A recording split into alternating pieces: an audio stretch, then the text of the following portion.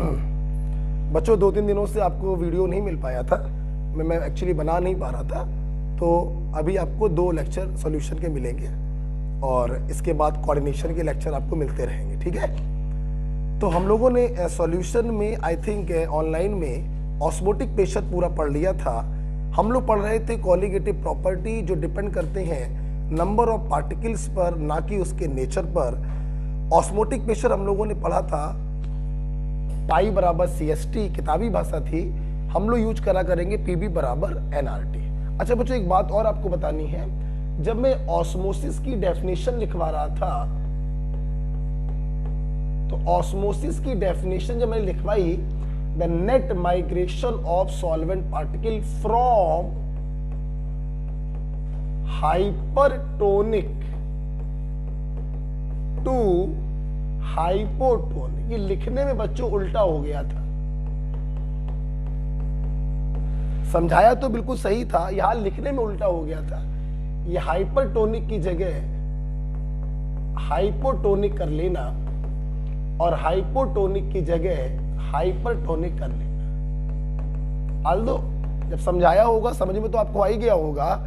Less concentrate solution to more concentrate solution में solvent का migration होता है, लेकिन यहां पे लिखते समय उल्टा हो गया था। हाइपर टू हाइपो लिखवा दिया था, होना चाहिए था हाइपो टू हाइपर, तो उसको कट कर लीजिएगा, राइट। अच्छा हम लोग को बेटा आज पढ़ना है दूसरा colligative property, relative lowering in vapour pressure.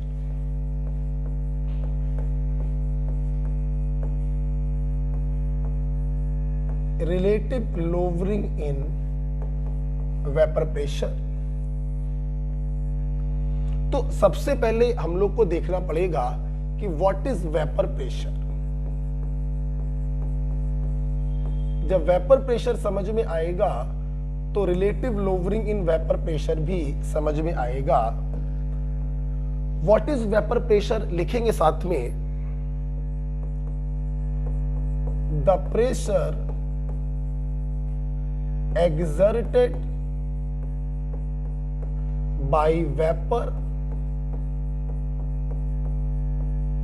the pressure exerted by vapor on the surface of liquid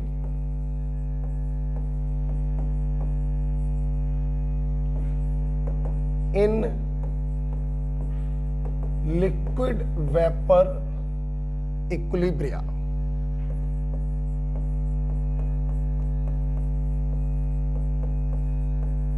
at constant temperature, at constant temperature। जरा देखिए बेटा, मान लीजिए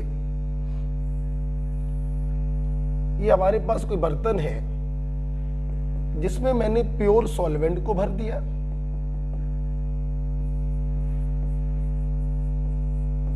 और इस बर्तन को मैंने एक बेल जार से ढक दिया।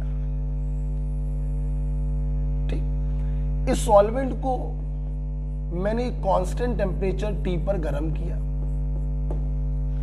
जब गर्म करते हैं तो नीचे के मॉलिक्यूल एनर्जी लेकर ऊपर चले जाते हैं और ऊपर के ठंडे मॉलिक्यूल एनर्जी लेने के लिए नीचे आ जाते हैं। तो थोड़ी देर बाद हम क्या देखते हैं, सबसे ऊपर की जो लेयर है वो हाईली एनर्जेटिक मॉलिक्यूल से घिर जाती है, और यही वो मॉलिक्यूल होते हैं जो वेपोराइज होते हैं वेपर्स में।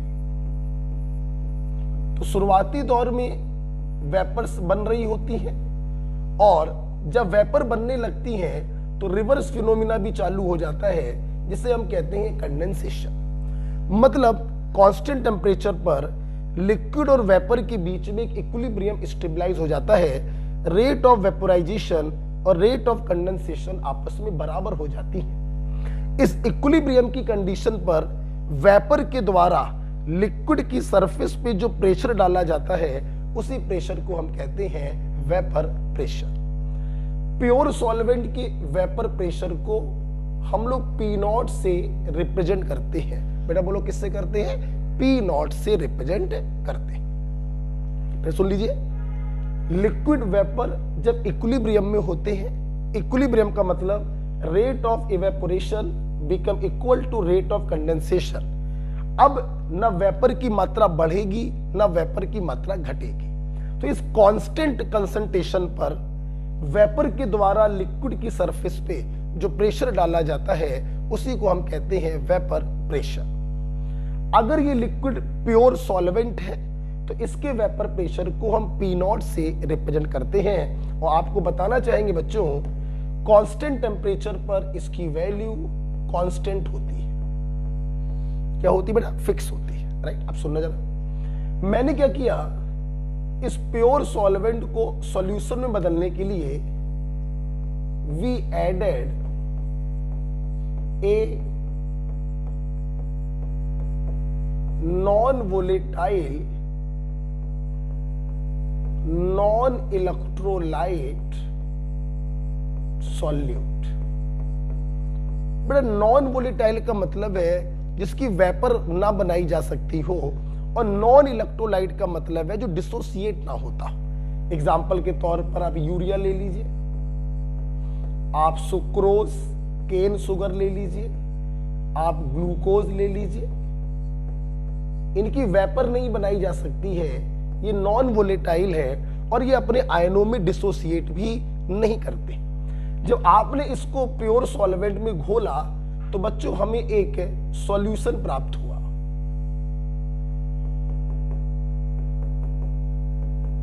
ये देखिए, हमें एक सॉल्यूशन प्राप्त हुआ और हमने इस सॉल्यूशन के वेपर प्रेशर को मेजर करने के लिए इसको भी हमने बेल जार से ढक दिया। ये एक सॉल्यूशन प्राप्त हो गया। हमने इसको भी उसी कांस्टेंट टेम्परेचर T पर गर्म किया। जब गर्म करेंगे क्या होगा, सॉल्वेंट के पार्टिकल और सॉल्यूट के पार्टिकल एनर्जी लेकर सबसे ऊपर वाली लेयर में इकट्ठे हो जाएंगे। लेकिन चूंकि हमारा सॉल्यूट जो है वो नॉन वोलेटाइल है, तो यहां पर जब इवेपोरेशन होगा तो सॉल्वेंट की मात्रा चूंकि एनर्जेटिक लेयर में कम हो गई है, तो वेपर का फॉर्मेशन भी क्या होगा, कम होगा और डायनेमिक इक्विलिब्रियम स्टेबलाइज होगा। यहां पर एनर्जेटिक लेयर में सिर्फ सॉल्वेंट के ढेर सारे मॉलिक्यूल थे, इवेपोरेशन ज्यादा हुआ, वेपर का फॉर्मेशन ज्यादा हुआ, वेपर प्रेशर भी ज्यादा हुआ। यहां पे सॉल्वेंट के साथ साथ कुछ सॉल्यूट के पार्टिकल आ गए, तो सॉल्वेंट के पार्टिकल कम हो गए तो वेपर का फॉर्मेशन कम होगा, उसका वेपर प्रेशर भी कम होगा। इसे हम लोग डिनोट करते हैं PS से। मतलब हम लोग देख रहे हैं जब किसी सॉल्वेंट में कोई नॉन वोलेटाइल सॉल्यूट डाला जाता है तो उसका वेपर प्रेशर कम हो जाता है। इसी कमी को हम लोग कहते हैं लोवरिंग इन वेपर प्रेशर। क्या कहते हैं? Lowering in vapour pressure. आप थोड़ी देर में लिख लीजिएगा पॉज करके। तो यहां पर हम लोग पढ़ेंगे कि डेल्टा P, या ऐसे नहीं ऐसे लिख लेते हैं, 10 lowering in vapour pressure delta P is equal to P0 minus PS। जब किसी प्योर सॉल्वेंट में किसी नॉन वोलेटाइल सॉल्यूट को डाला जाता है तो उसका वेपर प्रेशर कुछ कम हो जाता है। इस कमी को, इस डिक्रीमेंट को, इस घटोतरी को हम बोलते हैं lowering in vapour pressure. Delta P बराबर P0 माइनस PS। फील करिए, P0 की वैल्यू तो फिक्स है। सोचो अगर इसमें हम सॉल्यूट की मात्रा और बढ़ा दें तो वेपर का फॉर्मेशन और कम होगा, वेपर प्रेशर और कम होगा। कहने का तात्पर्य ये जो PS है ये फिक्स वैल्यू नहीं है, ये एक वेरिएबल क्वांटिटी है। ये एक वेरिएबल क्वांटिटी है। अगर कंसंट्रेशन बढ़ाओगे, सॉल्यूट का अमाउंट बढ़ाओगे तो वेपर प्रेशर ऑफ सॉल्यूशन कम हो जाएगा। मतलब ये एक वेरिएबल क्वांटिटी होती है और इस कमी को हम लोग कहते हैं lowering in vapour pressure. Okay, तो आप लोगों ने वेपर प्रेशर पढ़ा। लिक्विड वेपर इक्विलिब्रियम पर वेपर के द्वारा जो प्रेशर डाला जाता है उसे हम उसका वेपर प्रेशर कहते हैं। प्योर सॉल्वेंट का वेपर प्रेशर P0 से और सॉल्यूशन का वेपर प्रेशर पीएस से डिनोट करते हैं। सॉल्वेंट का वेपर प्रेशर ज्यादा होता है और सॉल्यूशन का वेपर प्रेशर कुछ कम होता है। इस कमी को हम कहते हैं lowering in vapour pressure, right. P not minus PS, इसको आप नोट कर लीजिएगा पॉज करके। जब वेपर प्रेशर की हम बात करते हैं तो यहां पर एक बात हम और बताना चाहेंगे, सोचा जाए बेटा, ये जो वेपर प्रेशर है it is inversely proportional to intermolecular force of attraction. खुद सोचो बेटा, इन पार्टिकल में लगने वाला फोर्स जितना ज्यादा होगा वेपर का फॉर्मेशन उतना कम होगा, तो उसका वेपर प्रेशर भी उतना कम होगा। या ऐसे सोचो, फोर्स ऑफ अट्रैक्शन जितना ज्यादा होगा तो उस अट्रैक्शन को खत्म करने के लिए हमें उतना ज्यादा गर्म करना पड़ेगा, हमें उतनी ज्यादा मशक्कत करनी पड़ेगी। तो हम कह सकते हैं कि vapour pressure is inversely proportional to intermolecular force of attraction, right. For example अगर मैं आपसे कहूं वाटर है, एथिल अल्कोहल है और ईथर है, इनके वेपर प्रेशर को कंपेयर करिए तो आप देखिएगा इन दोनों में हाइड्रोजन बॉन्डिंग है। इसके मॉलिक्यूल भी हाइड्रोजन बॉन्ड से जुड़े होते हैं और इसके मॉलिक्यूल भी हाइड्रोजन बॉन्ड से जुड़े होते हैं, जबकि यहां पर हाइड्रोजन बॉन्डिंग नहीं है। तो फोर्स ऑफ अट्रैक्शन जितना कम होगा वेपर का फॉर्मेशन उतना ज्यादा होगा, तो वेपर प्रेशर भी उतना ज्यादा होगा। अगर बात करें वाटर और एथिल अल्कोहल की, तो वाटर का एक मॉलिक्यूल 4 हाइड्रोजन बॉन्ड बनाता है, यहां पर एक्सटेंट ऑफ हाइड्रोजन बॉन्डिंग ज्यादा है, फोर्स ऑफ अट्रैक्शन ज्यादा है, वेपर का फॉर्मेशन कम होगा, वेपर प्रेशर भी कम होगा। तो हम लोगों ने देखा कि vapour pressure is inversely proportional to intermolecular force of attraction. Force जैसे जैसे बढ़ाते जाओगे वेपर प्रेशर बच्चों वैसे वैसे कम होता जाए, राइट। दूसरा फैक्टर अगर हम वेपर प्रेशर में देखें तो दूसरा फैक्टर है बच्चों टेम्परेचर। खुद फील करिएगा, vapour pressure is directly proportional to temperature. Temperature बढ़ाओगे इवेपोरेशन बढ़ेगा, वेपर का फॉर्मेशन बढ़ेगा, यस वेपर प्रेशर भी बढ़ेगा। जितना ज्यादा किसी सॉल्वेंट को या किसी सॉल्यूशन को गर्म करोगे वेपर का फॉर्मेशन उतना ज्यादा होगा, तो उसका वेपर प्रेशर भी उतना ज्यादा होगा। मैं आपको बताना चाहता हूं टेम्परेचर का एग्जैक्ट प्रभाव वेपर प्रेशर पे कैसे पड़ता है, ये हमें बताया क्लॉसियस-क्लैपेरॉन इक्वेशन में।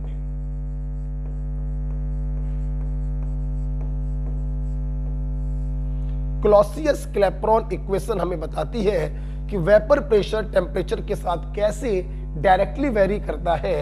और बच्चों ये इक्वेशन है d/dt ln P is equal to delta HV upon RT square।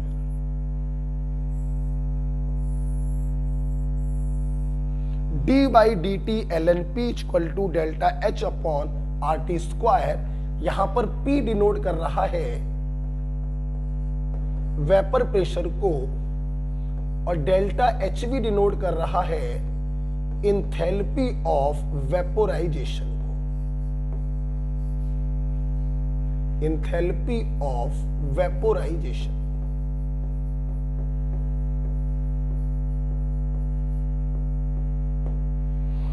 तो d/dt ln P equal to delta HV upon RT square, इसमें कोई हेल्प नहीं कर पाएंगे हम आपको ये याद करना है। जिन स्टूडेंट ने हमसे केमिकल इक्विलिब्रियम पढ़ा होगा बिल्कुल ऐसा ही मैंने फार्मूला लिखवाया था van't Hoff isochore equation d/dt ln Kc is equal to delta H upon RT square. तो जिसको वॉन्ट ऑफ आइसोकोर इक्वेशन याद है उसको ये याद करने की कोई जरूरत नहीं है, राइट। आपको अगर याद हो वॉन्ट ऑफ आइसोकोर इक्वेशन, तो इसी को जब हम लोग सॉल्व करते हैं तो हमें दूसरी इक्वेशन मिलती है ln p equal to minus का delta h upon R T plus सी।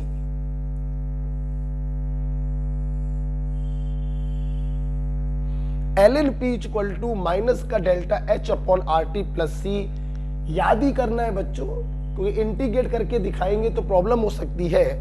जैसे वॉन्ट ऑफ आइसोकोर आपने याद किया था वैसे आप लोग याद करेंगे क्लॉसियस क्लैपेरॉन इक्वेशन। वहां पर केसी था, यहां पर वेपर प्रेशर आ गया है, बस कोई अंतर नहीं है। वहां पे था ln kc equal to minus का delta h upon R T plus C, कुछ याद आया। और यहां पर अगर हम लोग मान लें कि T1 टेम्परेचर पर वेपर प्रेशर P1 है और T2 टेम्परेचर पर वेपर प्रेशर P2 है, कहने का मतलब यहां T1 रखो यहां P1 रखो, एक इक्वेशन, फिर यहां T2 रखो या P2 रखो, दूसरी इक्वेशन, फिर दूसरे से पहले को जब हम माइनस कर देते हैं, अगर आपने ये लिख लिया हो, आप वीडियो को पॉज करके लिख सकते हैं। फोटोकॉपी है वॉन्ट ऑफ आइसोकोर इक्वेशन जो मैंने आपको केमिकल इक्विलिब्रियम में बताई, d by D T ln kc equal to delta h upon R T square, यहां पर kc की जगह p आ गया, ln kc equal to minus का delta h upon R T plus C, यहां पे kc की जगह p आ गया। वहां पे मैंने बताया था T1 पर kc1, T2 पर kc2 रखकर जब सब्सट्रैक्ट करेंगे आप लोग तो आपकी इक्वेशन आ जाएगी log kc2 log p2 upon p1 is equal to delta hv upon 2.303 r 1 upon t1 minus 1 upon t2। ध्यान रखिएगा, मैंने वहां पर भी बताया था, यहां फिर से रिवाइज करा रहा हूं, T2 is always greater than T1। हम लोग T2 उस टेम्परेचर को मानते हैं जो T1 से ज्यादा हो, राइट। तो log P2 upon P1 is equal to delta H upon 2.303 R 1 upon T1 minus 1 upon T2। Okay, तो आज हम लोगों ने टेम्परेचर का एग्जैक्ट प्रभाव क्या पड़ता है ये भी हम लोगों ने देखा। तो आइए बेटा, वेपर प्रेशर वो क्या होता है मैंने आपको बताया। लिक्विड वेपर जब इक्विलिब्रियम में होते हैं तो वेपर के द्वारा लिक्विड की सरफेस पे जो प्रेशर डाला जाता है उसे हम उसका वेपर प्रेशर कहते हैं। प्योर सॉल्वेंट के वेपर प्रेशर को P0 से डिनोट करते हैं, और जब उसमें कोई नॉन वोलेटाइल सॉल्यूट डालते हैं तो सॉल्यूशन के वेपर प्रेशर को PS से डिनोट करते हैं। जैसे जैसे कंसंट्रेशन सॉल्यूशन की बढ़ाते जाएंगे PS की वैल्यू कम होती जाएगी, इस कमी को कहते हैं lowering in vapour pressure, P0 minus PS। इसके बाद आपने देखा कि vapour pressure force of attraction के इनवर्सली प्रोपोर्शनल होगा और टेम्परेचर के डायरेक्टली प्रोपोर्शनल होगा। जब बच्चों इतना डिस्कशन हम लोग कर लेते हैं तो इसके बाद बहुत ही इंपॉर्टेंट चीज पढ़ने जा रहे हैं, इसको हटाऊंगा मैं, लिख लिया होगा। इसके बाद बच्चों हम लोग पढ़ेंगे राउल्ट्स लॉ।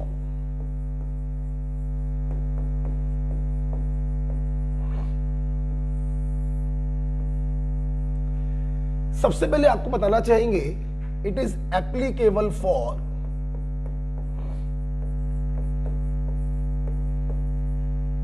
होमोजेनस मिक्सचर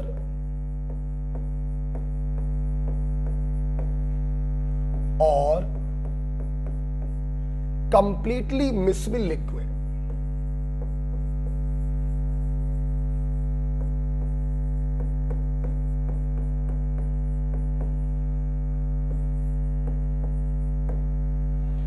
राउट लॉ तब फॉलो होता है जिनको हम मिला रहे हैं वो एक दूसरे में कंप्लीटली मिसविल हो। जैसे वाटर में अल्कोहल मिलाइए, दारू का पैक बनाइए, क्या होता है, दोनों कंप्लीटली मिसविल होते हैं। हाँ, राउट लॉ लगेगा। पानी में शक्कर मिला के शरबत बनाइए, एक सॉल्यूशन बन गया, शरबत बन गया, यस ये होमोजेनस है, राउट लॉ फॉलो होगा, राइट। तो Raoult law is applicable only for homogeneous mixture या कंप्लीटली मिसविल लिक्विड। ठीक, अब बात हम लोग ये करते हैं राउट्स लॉ से निकालते क्या है, सुनिएगा। इसका यूज है to calculate vapour pressure of volatile liquid in mixture।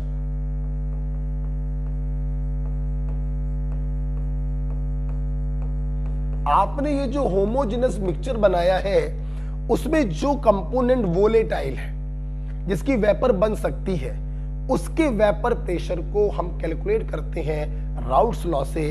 और राउट्स लॉ हमसे बच्चों कहता है कि partial pressure of volatile liquid, सुनना, पार्शियल प्रेशर बोलिए या वेपर प्रेशर बोलिए, जब दो लोग एक जगह पे रखे हुए हैं तो उनके वेपर प्रेशर को हम पार्शियल प्रेशर बोल देते हैं, बात एक ही है। Partial pressure of volatile liquid बराबर mole fraction of that liquid multiplied by its pure state vapour pressure. ध्यान रखिएगा, प्योर स्टेट वेपर प्रेशर का मतलब होता है जब वो लिक्विड अकेला था, जब वो लिक्विड ऐसे सॉल्वेंट बिहेव कर रहा था। प्योर स्टेट वेपर प्रेशर, आपको मालूम है इसकी वैल्यू क्या होती है, फिक्स होती है, राइट। राउट्स लॉ में आपको बच्चों सिर्फ ये फार्मूला याद होना चाहिए कि partial pressure of a volatile liquid is equal to mole fraction of that liquid multiplied by pure state vapour pressure. Okay, तो partial pressure of volatile liquid बराबर mole fraction of that volatile liquid multiplied by pure state vapour pressure. बहुत important है और ये आपको याद होना चाहिए। राउट लॉ को समझाने के लिए मैं दो केस बनाता हूं, आप इसको लिख लीजिए।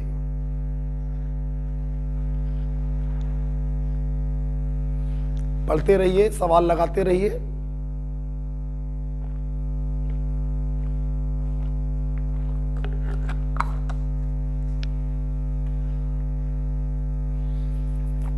ओके,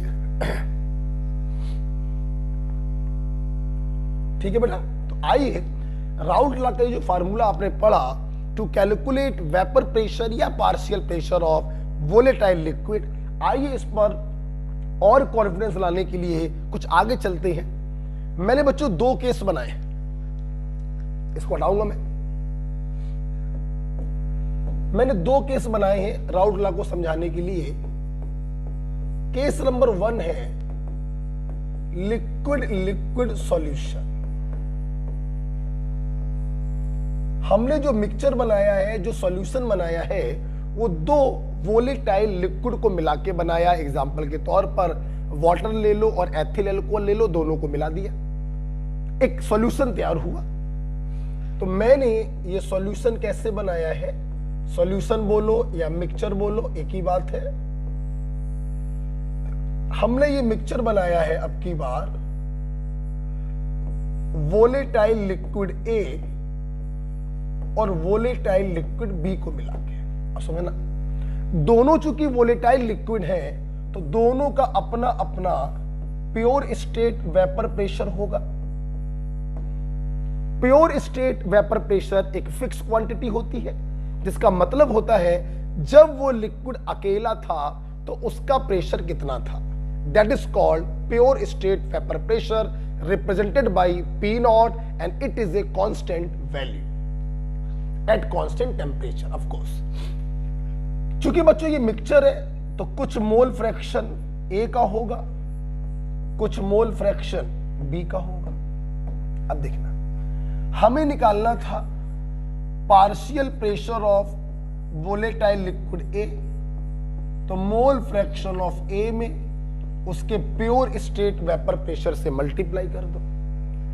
हमें निकालना था partial pressure of volatile liquid B, तो उसके मोल फ्रैक्शन में उसके प्योर स्टेट वेपर प्रेशर से मल्टीप्लाई कर दो। लगा दिया राउटला। जब आपने राउटला लगा दिया तो क्या आप इस मिक्सचर का टोटल वेपर प्रेशर नहीं निकाल सकते? That is partial pressure of A plus partial pressure of B.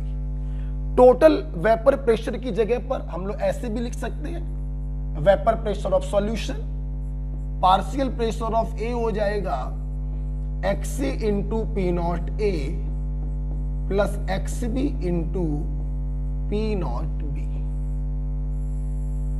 कोई फार्मूला बच्चों ये नहीं है, ना आपको ये याद करना है। ऐसे ही मैंने एक केस बनाया आपको समझाने के लिए कि राउट्स लॉ को कैसे अप्लाई करते हैं, राउट लॉ के फार्मूले को कैसे लगाते हैं। सबके पार्शियल प्रेशर को जोड़ दोगे तो total vapour pressure of mixture आ जाएगा, राइट। तो PS बराबर XA into P naught A plus XB into P naught B.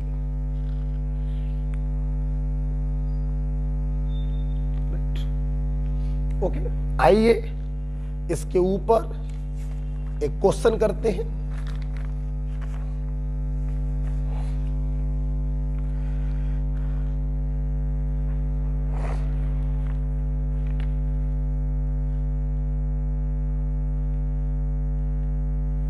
आइए एक सवाल करते हैं।